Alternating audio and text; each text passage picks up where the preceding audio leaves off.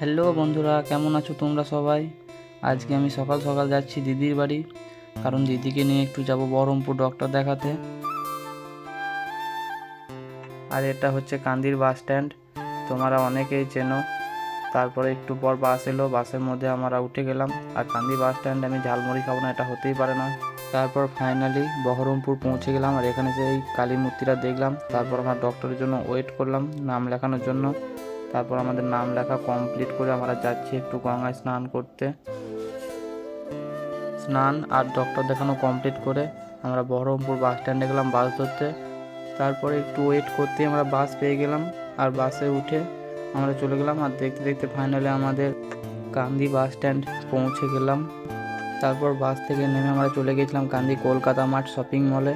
তো ওখানে কিছু কেনাকাটা করার ছিল, চলো তোমাদেরকে ভিতরে গিয়ে দেখাচ্ছি।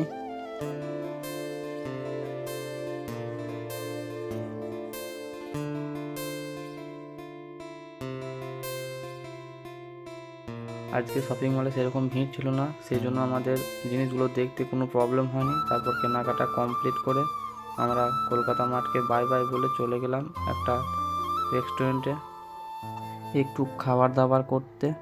তো চলো যাওয়া যাক।